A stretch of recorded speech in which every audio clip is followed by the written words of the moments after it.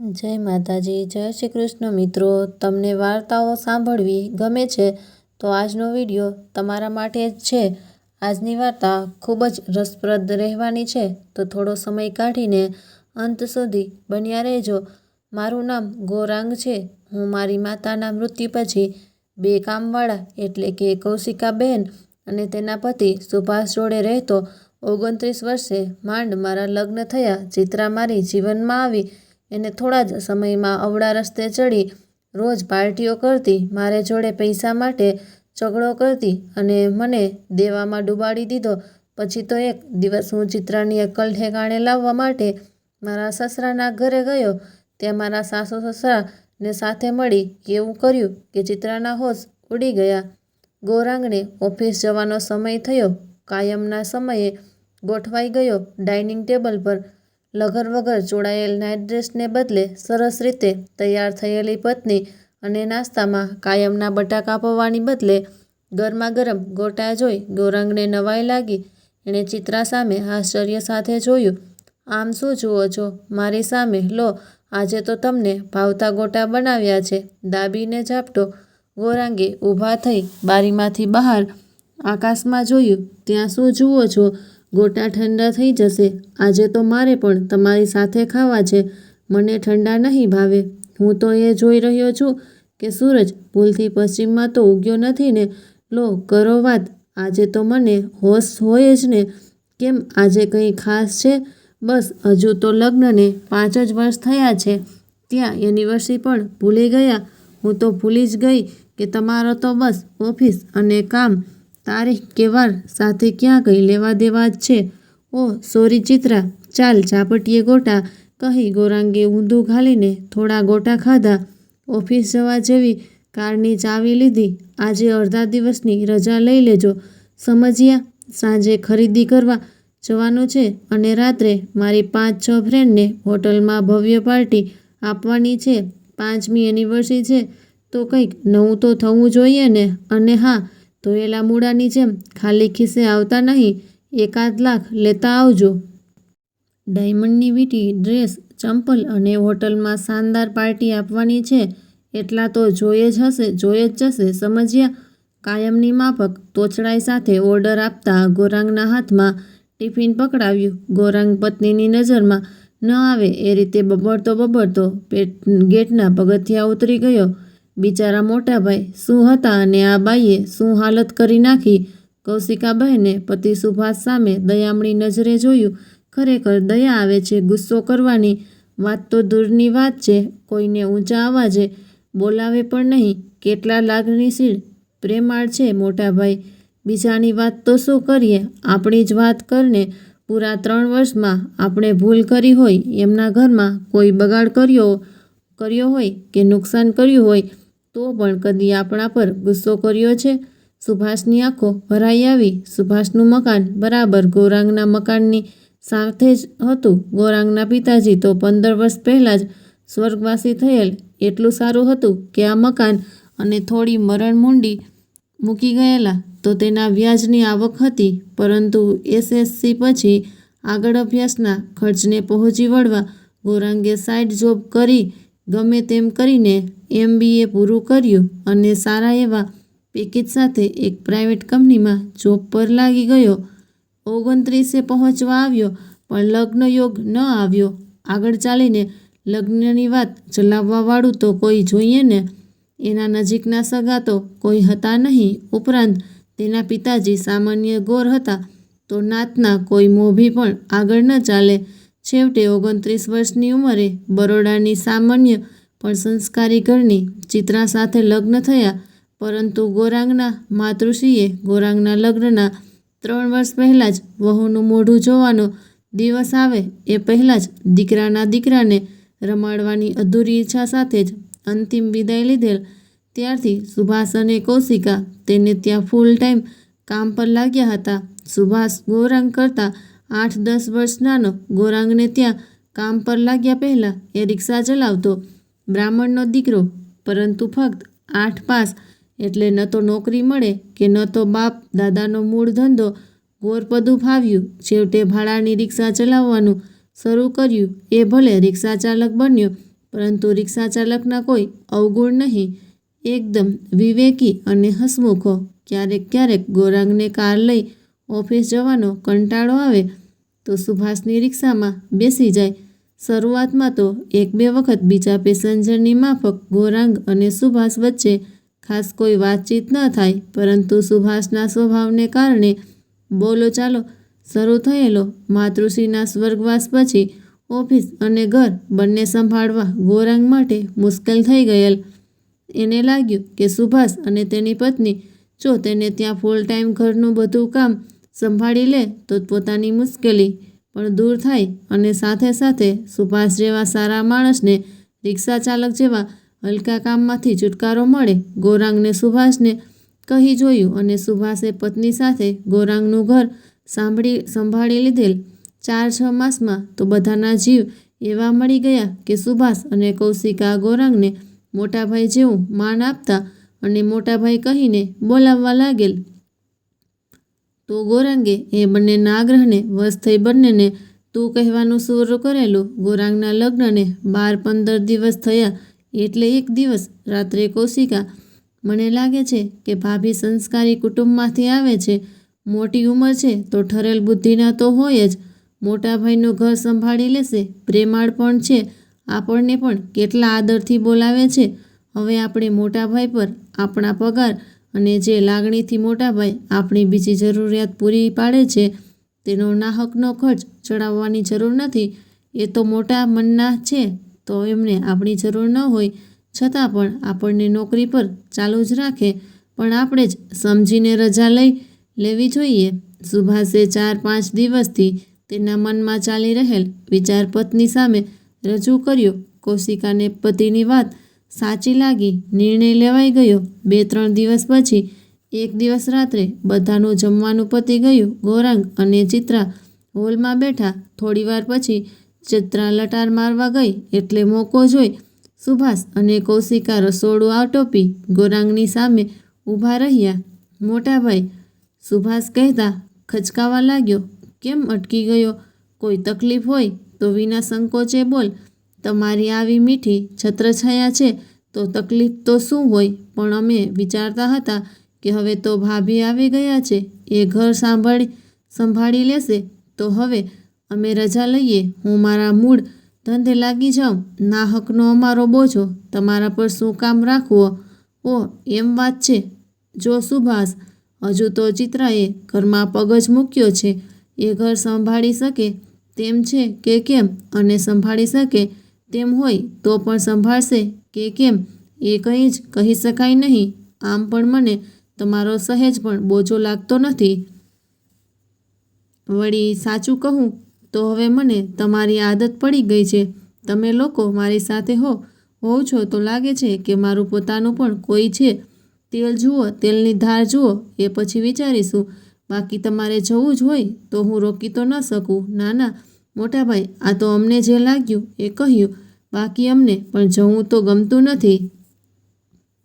ગૌરાંગના ડિપાર્ટમેન્ટમાં 15-17નો staff હતો એટલે કોઈને ત્યાં બર્થડે કે એનિવર્સરી નિમિત્તે મહિનામાં એકાદ પાર્ટી તો હોય જ.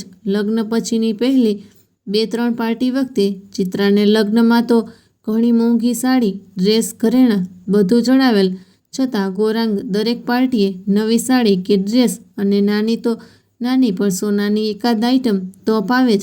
ચિત્રા હજુ તો 3-1 પાર્ટીમાં ગઈ હશે એટલામાં રૂપિયાની ચમક દમક આંખ અને મનમાં ઘર કરી ગઈ, તો સાથે સાથે નવી ફ્રેન્ડ્સ પણ મળી. પછી બાકી શું રહે? 3-1 મહિનામાં તો આમૂલ પરિવર્તન આવી ગયું. 9-10 વાગ્યા સુધી નસકોરા બોલાવે, જેવી જાગે કે સુભાષ અને કૌશિકા પર ઓર્ડર છૂટે. સુભાષ અને કૌશિકા મોટાભાઈના હિસાબે તોછડાઈ ભર્યા ઓર્ડરને અનુસરે. ગૌરાંગની પહેલી એનિવર્સરી આવી, ઘરે સરસ પાર્ટીનું આયોજન કર્યું. ફ્રેન્ડ સર્કલમાં ચિત્રાની ઉઠબેસ વધી ગઈ. કીટી પાર્ટીઓ થવા લાગી અને અધૂરામાં પૂરું એ કીટી પાર્ટીઓમાં 52 પત્તાના ગીતાજી ભળ્યા. 2 વર્ષમાં તો ગૌરાંગ મોટા દેવામાં ડૂબી ગયો. દિવસે ને દિવસે સુભાષ અને કૌશિકા સાથે વધી રહેલું ચિત્રાનું તોછડાઈ ભર્યું વર્તન ગૌરાંગની નજર બહાર ન હતું. એક દિવસ તો એ બધી જ હદ પાર ગઈ એ દિવસે ગૌરાંગ ઓફિસ જવા નીકળતો હતો કે રાત્રે હોટલમાં ડિનર માટે જવાનું છે. હું આ લોકોના હાથનું ખાઈ ખાઈને કંટાળી ગઈ છું. કોઈ વાંધો નહીં, આપણે જઈશું. સુભાષ અને કૌશિકા અહીં એમના પૂરતી રસોઈ બનાવી લેશે. અહીં શા માટે? એમનું ઘર નથી? દરરોજ તો આપણું જમવાનું બનાવવું, કિચનની સાફ સફાઈ અને બીજા ઘણા કામ કરવાના હોય એટલે એમને ત્યાં રસોઈ બનાવી ન શકે એ તો સમજ્યા, પણ જ્યારે આપણે બહાર જમવાના હોઈએ ત્યારે એમનું ઘર ક્યાં નથી? નોકરને નોકરની જેમ રખાય, સમજ્યા? ગૌરાંગ, સુભાષ અને કૌશિકા સમસમી ગયા, પણ ચિત્રાનું હવે કશું થઈ શકે તેમ ન હતું. ચિત્રા ગૌરાંગના હાથમાંથી નીકળી ગઈ હતી. સુભાષ અને કૌશિકાને આ અપમાન હાડોહાડ લાગી ગયું. બીજા દિવસે સવારે બંને દરરોજના આવ્યા તો ખરા, પણ કામે વળગવાને બદલે ગૌરાંગ સામે ભીને આંખે હાથ જોડી ઊભા રહ્યા. મોટાભાઈ, માફ કરજો, પણ હવે અમને રજા આપો. ગૌરાંગને પણ લાગ્યું કે હવે એમને જવા દેવા જોઈએ. ગૌરાંગે લાચારી સાથે હા પાડતો હોય એ રીતે એમની સામે જોયું. સુભાષ અને કૌશિકા મોટાભાઈને પગે લાગી ચાલતા થયા. બપોરે જ ચિત્રા બીજા કપલને નોકરી પર લઈ આવી. લગ્ન પછીના આ 2 વર્ષ દરમિયાન ચિત્રા 5-6 વખત પિયર ગઈ હતી. પહેલી 2 વખત ગઈ ત્યારે તો એના માતા પિતા અને નાના ભાઈને તેના વર્તનમાં કંઈ ખાસ કોઈ ફેરફાર ન લાગ્યો, પરંતુ ભાભી સાથેના વર્તનમાં થોડી તોછડાઈ વધી ગઈ હતી. તો સાથે સાથે જ્યારે એ આવતી ત્યારે દર વખતે તેનો ઠાઠમાઠ વધી રહ્યો હતો. એ પણ બધાની નજરમાં આવી રહ્યું હતું. એક વખત એની માંથી રહેવાયું નહીં તો કહેલું પણ ખરું કે બેટા, જમાઈની આવકનો વિચાર કરી ખર્ચ કરજે. અમે તો તારું આવો વર્તન સહન કરી લઈશું, પણ જમાઈ સાથે તો એવું નથી કરતી ને. એ બધું તમારે લોકોએ વિચારવાની જરૂર નથી. હું મારા ઘર પ્રમાણે રહું છું, બાકી અહીં આવું છું એ તમને પોસાતું ન હોય તો હવેથી નહીં આવું. ચિત્રાનો જવાબ સાંભળી એની માં સમસમીને રહી ગયેલ. એ પછીના 3 વર્ષમાં તો ગૌરાંગ પર દિવસે ને દિવસે દેવાનો ડુંગર એવડો મોટો થઈ ગયો કે કેવી રીતે ચૂકવાશે એ મોટો સવાલ રોજ એના મસ્તિષ્ક પર અથોડા મારવા લાગ્યો. તેમ છતાં ચિત્રાની કોઈ પણ માંગણી ઠુકરાવવાની એનામાં હિંમત રહી ન હતી. તો આજે 5મી એનિવર્સરીની ઉજવણીની એની ડિમાન્ડ પર નકારવાની હિંમત કરી ન શક્યો. ઓફિસ જવાનું મન ન થયું. ઉપડ્યો એક ખાસ મિત્રની દુકાને. શું વાત છે ગૌરાંગ, ઓફિસમાં રજા છે? ના, રજા તો નથી, પણ ઓફિસ જવાનો કંટાળો આવે છે. તો થયું કે ચાલ થોડીવાર તારી પાસે આવું. સારું કર્યું, કેટલા દિવસથી નિરાંતે મળ્યા નથી. મજા આવશે. 2-3 કલાક પેટ ભરીને વાતો કરીશું. ગૌરાંગ માંડ એકાદ કલાક બેઠો. મન ક્યાંય લાગતું ન હતું. એક જ સવાલ પજવતો હતો, આટલા બધા પૈસા કાઢીશ ક્યાંથી? આમ તો મિત્ર પાસે ઉછીના લેવાની ગણતરીએ જ આવ્યો હતો, પણ જીભ ન ઉપડી. પરંતુ મિત્રની મૂંઝવણ ન સમજે એ મિત્ર શાનો? ગૌરાંગ, મને લાગે છે કે તું કંઈક મૂંઝવણમાં છે.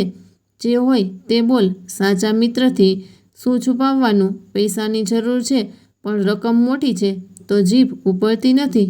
બસ આટલી અમથી વાત ને આટલું બધું મૂંઝાવાનું? બોલ, કેટલાની જરૂર છે? તું તો આપીશ, પણ હું ક્યારે પાછા આપી શકીશ એ મને પણ ખબર નથી. તારી ભાભી નવાબની દીકરી હોય એ રીતે રોજ ઉઠીને નવી માંગણી કરે છે. 5 વર્ષમાં એવી હાલત કરી નાખી છે કે લોન લેવા માટે એક પણ ખાનું ખાલી રહેવા દીધું નથી. જો ગૌરાંગ, પડ્યું પાનું નિભાવવું તો પડશે. આગળનું જોયું જશે. અત્યારે કેટલા રૂપિયાની જરૂર છે એ બોલ. 1.5 લાખ. લે આ 1.5 બસ? ઘટે તો પણ મૂંઝાતો નહીં. હવે જલ્દી જા અને જો ખરીદી કરવાની હોય એ ટાઈમસર કરી લે એટલે વાત પતે. ઘરમાં ખોટો હોબાળો ન થાય. રાત્રે 8-1 વાગ્યે ચિત્રાની ફ્રેન્ડ્સ અરખાતી આવી ગઈ. દરેકને એ વાતનો આનંદ હતો કે દર વખતની જેમ આજની પાર્ટીમાં ગૌરાંગના કોઈ પણ મિત્ર કે સ્ટાફ મેમ્બર નથી. ઉપરાંત પાર્ટી પણ ઘરને બદલે હોટલમાં છે તો ખૂબ મજા આવશે. થોડીવારમાં બધા ઉપડ્યા. હોટેલમાં સ્પેશિયલ હોલમાં કેક કપાઈ. ચિત્રાની બધી ફ્રેન્ડને લાગ્યું કે ગૌરાંગના ચહેરા પર ખાસ ઉત્સાહ કે આનંદ નથી. એક ફ્રેન્ડે પૂછ્યું પણ ખરું ચિત્રા, ગૌરાંગના ચહેરા પરથી લાગે છે કે પાર્ટીથી એ ખુશ નથી કે પછી તમારા બંને વચ્ચે કોઈ વાત પર નાનો મોટો ઝઘડો થયો છે? હોતું હશે કંઈ, એણે જ તો આ વખતે આ રીતે એનિવર્સરી ઉજવવાનું નક્કી કર્યું છે. પણ શું છે કે બપોરથી એને થોડો તાવ હોય એવું લાગે છે, એટલે દેખીતું છે કે અનઇઝીનેસ હોય. ગૌરાંગને ભાવતું હતું ને વૈદ્યે કહ્યું એવું કારણ મળી ગયું. ચિત્રા સાચું કહે છે. મને લાગે છે કે આનંદ સાથે કેક કપાઈ ગઈ છે, તો હું ઘરે જઈ આરામ કરું. તમારી સાથે ડિનર ન લઉં તો ચાલશે? જો તમને લોકોને ખરાબ ન લાગે તો હું નીકળું, કહી ગૌરાંગ બીજી હોટેલમાં શાંતિથી ભોજન લઈ ઘરે ગયો. ચિત્રા અને ગૌરાંગે ભલે ગમે તે કહ્યું, પરંતુ ચિત્રાની ફ્રેન્ડ્સને લાગ્યું કે કંઈક તો પ્રોબ્લેમ છે. બધાએ આંખોમાં વાત કરી લીધી. ચિત્રાને વધારે સમય એંગેજ રાખવાની યોગ્ય નથી. સોરી ચિત્રા, તમે પાર્ટી તો ખૂબ સરસ અને મસ્ત હોટલમાં રાખી છે, પણ અમારે થોડું જલ્દી જવું પડે તેમ છે. ડિનર શક્ય એટલું વહેલું પતાવીએ. ઓકે, નો પ્રોબ્લેમ. ચિત્રા પણ ઈચ્છતી હતી કે જેમ બને તેમ જલ્દી ઘરે જઈ ગૌરાંગે કરેલા ગેરવર્તન પર એને ગગલાવી નાખવો. ચિત્રાએ ઘરે પહોંચી લાત મારી બેડરૂમનો દરવાજો ખોલ્યો અને ગૌરાંગને હાથ પકડી ખેંચીને લઈ આવી હોલમાં. તે ધાર્યું છે શું આ રીતે મારું ઇન્સલ્ટ કરાવી તને શું મળ્યું? ઈચ્છા ન હતી તો પહેલેથી જ પાર્ટીની ના પાડી દેવી હતી ને? ચિત્રા આજે તોછડાઈની બધી જ હદ પાર કરી ગઈ. પતિને તુકારો કરવા માંડી. ચિત્રાએ એટલા જોરથી બેડરૂમના દરવાજાને લાત મારી હતી કે એનો અવાજ છેક સુભાષના ઘરમાં પડઘાયો. સુભાષ અને કૌશિકા પોતાના દરવાજે આવી ઊભા રહ્યા. જોયું, આ બાઈ તમને સંસ્કારી લાગતી હતી ને? જોયા એના સંસ્કાર? એણે મોટાભાઈના ઘરમાં પગ મૂકેલો ત્યારે જ હું આને પગથી માથા સુધી ઓળખી ગઈ હતી. તમને પુરુષોને સ્ત્રી ચરિત્ર સમજતા લાંબો સમય લાગે, અમને સ્ત્રીઓને નહીં. મારા ફ્રેન્ડ અને સ્ટાફ મેમ્બરમાં ઇન્સલ્ટ તો મારું થાય એવું તે કર્યું છે, સમજી? 5 વર્ષથી બધા આપણને દરેક પાર્ટીમાં ઇન્વાઇટ કરે છે અને આજે તે લિમિટેડ પાર્ટી ગોઠવી.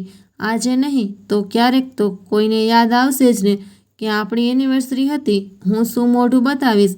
5 વર્ષ પહેલી વખત ગૌરાંગનો અવાજ ઊંચો થયો. તેના પડઘા શેરીમાં પડ્યા. એમને આવતીકાલે પાર્ટી આપજે, એમાં શું મોટી વાત છે? પણ આજે તે જે કર્યું છે તે બરાબર કર્યું નથી. યાદ રાખજે, બીજી વખત આવું ન થવું જોઈએ, સમજ્યો? આમ તો ગૌરાંગનો ઊંચો થયેલો અવાજ સાંભળી ચિત્રા થોડીવાર માટે ડઘાઈ ગઈ હતી, પરંતુ એ પણ કંઈ ગાંજી જાય એમ ક્યાં હતી. તારે તો ઠીક છે, કહી દીધું. લ્યો, એમને કાલે પાર્ટી આપી દેજે. રૂપિયા ક્યાંથી કાઢું? ખાલી ખિસ્સે પાર્ટી કેવી રીતે આપું? 5 વર્ષમાં તો તે ભિખારી બનાવી દીધો છે. ભિખારી, સમજી? લોન લેવા માટે એક પણ ખાનું ખાલી રહેવા દીધું નથી. આજની પાર્ટી માટે જિંદગીમાં પહેલીવાર હાથ લાંબો કરવો પડ્યો. પૈસાની તો છોડો, બીજી કોઈ વાતે પણ તને ધણીની ક્યાં કંઈ પડી છે? સવારે નાસ્તામાં રોજ સ્વાદ વગરના બટાકા પૌવા અને વેઠ ઉતારીને રાંધેલું ટિફિન એ રીતે પકડાવી દે છે જેમ જાણે કૂતરાને રોટલો નાખતી હોય. માં હતી ત્યારે ભલે પૈસા ન હતા, ક્યારેક માના હાથે રોટલો દાજી પણ જતો, તોય એ દાજેલ રોટલો ચટણી અને છાશ મીઠા લાગતા. સુખેથી જીવતા. માં ગઈ પછી સુભાષ અને કૌશિકાએ એટલા જ પ્રેમથી રાંધી ખવડાવ્યું. સવારે તો તું સામે હોય છે ને, એટલે તે બનાવેલો નાસ્તો જેમ તેમ કરીને ગળે એટલા માટે ઉતારું છું જેથી ઝઘડો ન થાય. બાકી તે રાંધેલું તો હું રોજ કોઈ ભિખારીને આપી દઉં છું. મારું ટિફિન તો કૌશિકાના હાથે સ્નેહથી બનાવેલું આવે છે, એટલે આજે પણ તું એ લોકોને ધરવે છે એમને? એમને તો એટલું જ જોઈતું હોય ને કે કોક બુદ્ધિનો બારદાન મળી જાય એટલે રૂપિયા ઉછેડ્યા જ કરે. તારી માના હાથનો રોટલો એટલો જ મીઠો લાગતો હતો અને એ પછી કૌશિકાનું રાંધેલું સારું લાગતું હતું, ભાવતું હતું, તો મને લાવ્યો જ શું કામ? આખી જિંદગી કાઢવી હતી ને એ બે હારે. ખબરદાર, જો એ લોકો માટે એક પણ શબ્દ બોલી છે તો શું કરી લઈશ હે? મારી નાખીશ? લે, તારી સામે જ ઊભી છું, હાથ તો લગાડી જો, 2 કટકા કરી આપી દઈશ તારા જ હાથમાં, સમજ્યો? કૌશિકાબહેને ચિંતા થઈ પતિ સામે જોયું. ઝઘડો લાંબો ચાલ્યો એટલે મને લાગે છે કે હવે આપણે મોટાભાઈને શાંત પાડવા જવું પડશે, નહીંતર કોને ખબર આ ઝઘડાનું પરિણામ શું આવશે. આ બાઈ તો સાવ નિર્ભર છે, એને તો કંઈ નહીં થાય, પણ જો ઝઘડો હવે આગળ ચાલશે તો મોટાભાઈની તબિયત બગડશે. બંને પહોંચી ગયા મોટાભાઈ પાસે. એમને જોતાં જ ચિત્રા તાડુકી, તમને કોણે દોઢ ડાહ્યા કર્યા કે દોડ્યા આવ્યા? નીકળો મારા ઘરની બહાર. ચિત્રાએ દરવાજા તરફ આંગળી ચીંધી. એ અવાજ અને આંગળી નીચી સમજી આંગળી તોડી નાખીશ. ખબરદાર, જો મોટાભાઈ સામે એક પણ શબ્દ કાઢ્યો છે તો એક અડબોથ ભેગી 32 બહાર નીકળી જશે, સમજી? મોટાભાઈને એકલા ભળી ગઈ છે.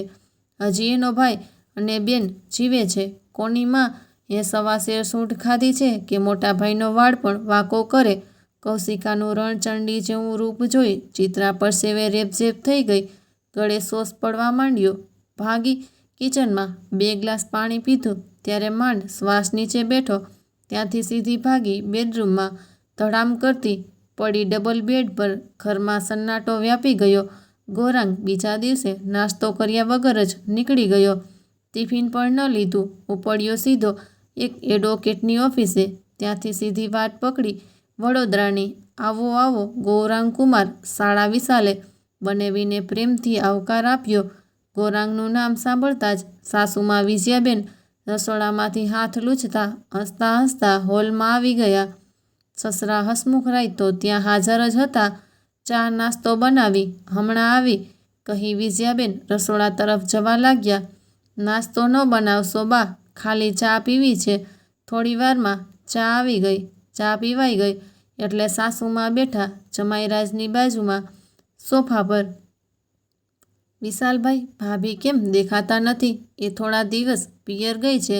આખો દિવસ કામ કરીને થાકી જઈને મને એક પણ કામ કરવા દેતી નથી. આમ પણ દીકરીને થોડા સમયે પિયર સાંભળે, મા બાપ ભાઈ બહેન બધા સાથે રહેવાની ઈચ્છા થાય. વિજયાબેન દીપિકા વહુથી એટલા સંતુષ્ટ હતા કે દીકરો જવાબ આપે એ પહેલાં એમણે જવાબ આપ્યો, કુમાર, અહીં ઓચિંતું ઓફિસનું કોઈ કામ નીકળ્યું છે, બાકી તમે આમ જાણ કર્યા વગર ન આવો. ના, ઓફિસનું કંઈ કામ નથી. તમારા બધા સાથે 2-3 દિવસ શાંતિથી રહેવા આવ્યો છું. મારું એવું કોણ છે જ્યાં શાંતિથી રહી શકું? ગૌરાંગને ખોટું બોલ્યાનો અફસોસ હતો. પછી મોબાઈલમાં ટાઈમ જોયો. વિશાલભાઈ, તમારે ઓફિસ જવાનો સમય થયો હશે ને? તમે તમારા ટાઈમે નીકળી જજો. હું 2-3 દિવસ છું તો તમે ઓફિસેથી આવો પછી પણ આરામથી સાથે બેસી શકીશું, વાતો કરી શકીશું, ફરવા જઈ શકીશું. ના ના કુમાર, કેટલા સમયે આવ્યા છો? મારી પાસે તો ઘણી રજા પડી છે. આરામથી સાથે રહીએ. તારી વાત બરાબર છે વિશાલ, તું રજા મૂકી ગૌરાંગ સાથે રહે. એમને સારું લાગશે, થોડો આનંદ અને શાંતિ મળશે. બાકી આપણે જાણીએ જ છીએ કે ચિત્રાએ તો ગૌરાંગ પર ત્રાસ ગુજારવામાં કંઈ બાકી રાખ્યું નથી. આવા સીધા ભગવાનના માણસની જિંદગીમાં ઝેર ઘોળ્યું છે, ઝેર. એને તો માથા ભારે સાસરું મળ્યું હોત તો ખબર પડત કે સાસરું કોને કહેવાય અને પતિ કેવા હોય. જમાઈની દશા જોઈ વિજયાબેનનો જીવ કડીએ કપાતો હતો. જમ્યા પછી બધા આરામથી બેઠા. કુમાર, આવતીકાલે સવારથી સાંજ સુધી આપણે ચારેય નજીકમાં કોઈ સારા સ્થળે ફરવા જઈશું. ના વિશાલભાઈ, મારે તો અહીં ઘરે જ શાંતિથી રહેવું છે. થોડી આડી અવળી વાત કરી ગૌરાંગે ખચકાટ સાથે બોલ્યો, બાપુજી, વિશાલભાઈ, મારે એક ખાસ વાત કરવી છે. એમાં આટલું ખચકાવાનું શું ગૌરાંગ? જે હોય તે વિના સંકોચે કહો. અત્યાર સુધી ચૂપચાપ બધાની વાત સાંભળી રહેલા સસરા હસમુખરાયે પહેલી વખત મોઢું ખોલ્યું. તમે બધા જાણો જ છો કે ચિત્રાએ મારી શું હાલત કરી છે. એક તો એના મોજ શોખ પૂરા કરવામાં મારા પર વાળ જેટલું દેવું ખડકી દીધું છે. એ ક્યારે ચૂકવી શકીશ એ કહી શકાય તેમ નથી. એ તો ઠીક છે, પણ ગઈકાલે તો એ બધી હદ વટાવી ગઈ. મને તુકારો કરી એટલો મોટો ઝઘડો કર્યો કે જો કૌશિકાએ એને ધમકાવીને બેસાડી ન દીધી હોત તો ચોક્કસ મને ગાંડો કરી મૂક્યો હોત. મને માફ કરો, પણ હવે એની સાથે હું એક દિવસ પણ રહી શકું તેમ નથી, કહી ગૌરાંગે ગઈકાલે જે થયું એ વિસ્તારથી કહ્યું. અમે આમ તો 3 વર્ષ પહેલાં જ ચિત્રાનું બદલાયેલું વર્તન જાણી ગયા છીએ, પણ એ આટલી હદે જશે તેની તો કલ્પના પણ ન હતી. સાસુમાં દુઃખી થઈ બોલ્યા, જમાઈરાજ, જો તમને યોગ્ય લાગે તો જેટલું પણ દેવું હોય એ કહો તો ગમે તેમ કરીને અમે ચૂકવી દઈએ. અમે તમને દીકરા જ ગણીએ છીએ. સસરાએ પૂરી તૈયારી બતાવી. બાપુજી, માની લો કે હું હાલ પૂરતા તમારી પાસેથી લઉં, પણ ખરો તો તેનું પરિણામ વધુ ખરાબ આવશે. તમે દેવું ચૂકવ્યું છે એ જાણીને ચિત્રા મારા પર પૂરેપૂરી સવાર થઈ જશે, મને ગુલામ બનાવી દેશે. એના મોજ શોખનું પ્રમાણ અત્યાર કરતાં પણ વધી જશે. બાકી હવે જો 2-4 મહિના પણ અમે સાથે રહીશું તો દેવાનો ડુંગર એટલો મોટો થઈ જશે કે એક દિવસ મારે ઝેર ખાવાનો વારો આવશે. ગૌરાંગકુમાર, તો પછી હવે શું વિચાર્યું છે? એક જ રસ્તો છે વિશાલભાઈ, હું મુક્ત થવા ઈચ્છું છું. તમારી વાત એકદમ સાચી છે.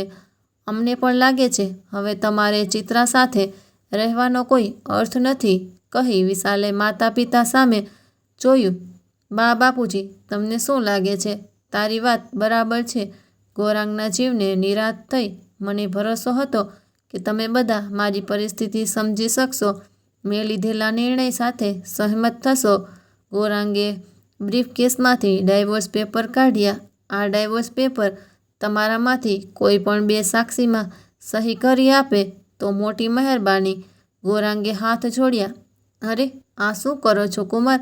હાથ તો અમારે જોડવા જોઈએ કે મારી બેને અમારું કુળ લજવ્યું.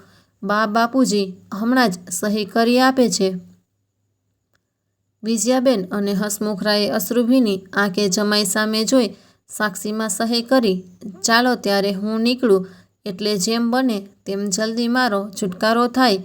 ગૌરાંગ સાસુ સસરાને પગે લાગી નીકળી ગયો ત્યારે લગભગ 2:30 વાગ્યા હતા. લગભગ 4:30 વાગ્યે ગૌરાંગને પોતાના હોલમાં પગ મૂક્યો. કેમ આટલા બધા વહેલા? ઘર મારું છે સમજી, ગમે ત્યારે આવું. પૂછવાવાળી તું કોણ છે? ગૌરાંગે આંખ કાઢી મોટેથી ચોપડાવી દીધું. ગૌરાંગનો ઘાંટો સુભાષના ઘર સુધી પહોંચ્યો. સુભાષ અને કૌશિકા બંનેને ફાળ પડી. ક્યાંક આજે પણ ગઈકાલ જેવું ન થાય. ગઈકાલે જે બન્યું હતું તેનાથી એ બંનેને મોટાભાઈની એટલી બધી ચિંતા હતી કે આજે સુભાષને કામે ચડવાની ઈચ્છા જ ન થઈ, એટલે એ ઘરે જ હતો. બંને તરત જ મોટાભાઈના હોલમાં આવી ઊભા રહી ગયા. હું તો એમ કહેતી હતી કે તમારી તબિયત તો બરાબર છે ને? તબિયત બરાબર ન હોય તેવું લાગતું હોય તો ડૉક્ટરને ફોન કરું. ચિત્રા કૌશિકાને સામે ઊભેલી જોઈ એટલે થરથરી ગઈ અને વાત તથા બોલવાનો ટોન બંને બદલી નાખ્યા. તારે મારી ચિંતા કરવાની જરૂર નથી સમજી, કહી એ સોફા પર બેઠો. કૌશિકાએ પાણીનો ગ્લાસ હાથમાં આપ્યો. ગૌરાંગ પાણી પી બેડરૂમમાં ગયો. 5 મિનિટ પછી પાછો આવ્યો. લે, આ તારી પાસબુક, ચેકબુક અને લોકરની ચાવી. બાકી તારા કપડાં અને દાગીના બધું ફટાફટ ભર બેગમાં. તારું અહીં કોઈ જ કામ નથી, કહી ગૌરાંગે ડાયવોર્સ પેપર તેની સામે મૂક્યા. કર સાઈન અને ચાલતી પકડ. ચિત્રાનું મગજ 2-3 મિનિટ તો જાણે કામ કરતું બંધ થઈ ગયું. વાંચી લે બરાબર. તારા મમ્મી પપ્પાએ વિટનેસમાં સાઈન કરી છે. ચિત્રાએ તરત જ વિશાલને ફોન કર્યો. એ બધા જાણતા જ હતા કે 3-4 કલાકમાં જ ચિત્રાનો ફોન આવશે. વિશાલે સ્પીકર ઓન કર્યું. બોલ, શું છે ભાઈ? આ બધું શું છે? શું છે એટલે બધાની જવાબદાર તું જ છે સમજી. તો હવે તારા કર્યા ભોગવ. વધારે કંઈ પૂછવાની જરૂર નથી. સાક્ષીમાં મેં અને તારા બાપુજીએ રાજી ખુશીથી સહી કરી આપી છે. સહી કર અને ગૌરાંગનો પીછો છોડ. કાન ખોલીને સાંભળી લે. તારા જેવી કુળના નામ પર કાળો ડાઘ લગાડનારી માટે આ ઘરના દરવાજા પણ કાયમ માટે બંધ છે.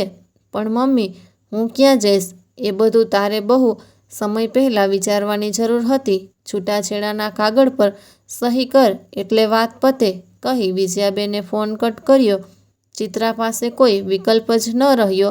રડતા રડતા ખાલી હાથે માંડ માંડ પગ ઉપાડી નીકળી ગેટ બહાર. ગૌરાંગે ડાયવોર્સ પેપર હાથમાં તો લીધા, પણ અશ્રુધારથી ભીંજાવા લાગ્યા. સુભાષે એના હાથમાંથી પેપર લઈ લાઇટર જગાવી લગાડી આગ. ગૌરાંગે એના ખંભે માથું ઢાળી દીધું. મોટાભાઈ, હજુ પણ મોડું નથી થયું. ભાભી ખાસ દૂર ગયા નહીં હોય, એ બિચારા ક્યાં જશે કહી મોટાભાઈનો હાથ પકડી લાવ્યો શેરીમાં. કૌશિકા પણ સાથે ચાલી. શેરીમાં પડોશીઓ તમાશો જોવા પોતપોતાના દરવાજે ઊભા રહી ગયા હતા. ચિત્રા શેરીના છેડે માથું પકડી રડતી હતી. ત્રણેય ચિત્રા પાસે આવ્યા. ગૌરાંગે ચિત્રાના માથા પર હાથ મૂક્યો. ગૃહસ્થીના રથના બે પૈડામાંથી એકાદ કોક દી ધીમા તો કોક દી મોટા અવાજે કીચુડ કીચુડ કરે. એમાં કાંઈ એ પૈડું કાઢીને ફેંકી થોડું દેવાય, થોડું તેલ ઊંઝવું પડે. ગૌરાંગે ચિત્રાને ઊભી કરવાનો પ્રયત્ન કર્યો. ચિત્રા એના પગમાં ઘૂંટડીએ પડી. એક વખત માફ કરી દો. તમને બાના હાથના રોટલા હજુ પણ યાદ આવે છે ને? હું એ બનાવતા શીખી જઈશ. છાશ રોટલા ખાઈશું, પણ 2-3 વર્ષમાં એક પાય ચૂકવી દઈશું. જરાય મૂંઝાતા નહીં, પણ મને એક મોકો આપો. અરે ગાંડી, એ માટે તો અમે ત્રણેય આવ્યા છીએ. ચાલ, સંભાળી લે તારું ઘર. ગૌરાંગે એને ઊભી કરી. તે મારી આંખ પર ચડી ગયેલી રૂપિયાની પટ્ટી ઉતારી મારી આંખ ખોલી. મને મોટી બેન સમજી માફ નહીં કરે. ચિત્રા કૌશિકાના પગે પડી. કૌશિકા એને ઊભી કરવા લાગી. એક જ શરતે ઊભી થઈશ. તમારે બંનેએ કાયમ માટે અમારે ઘરે અમારી સાથે રહેવું પડશે. મારું મગજ ફરી આડું ચાલે તો સીધી લાઈને કોણ લાવશે? હસતી હસતી ચિત્રા ઊભી થઈ. તમાશો જોવા ઊભેલા પાડોશીઓની તાળીઓના અવાજથી શેરી ગુંજી ઉઠી. તો મિત્રો, આજની વાર્તા તમને કેવી લાગી? કોમેન્ટ બોક્સમાં ચોક્કસથી જણાવજો. અને મિત્રો, મારી ચેનલ પર નવા હો તો લાઈક, શેર અને સબસ્ક્રાઈબ કરવા નમ્ર વિનંતી. મિત્રો, ચૂકશો નહીં સબસ્ક્રાઈબ કરવાનું. ફરી મળીએ આવતા વિડીયોમાં. ત્યાં સુધી આવજો.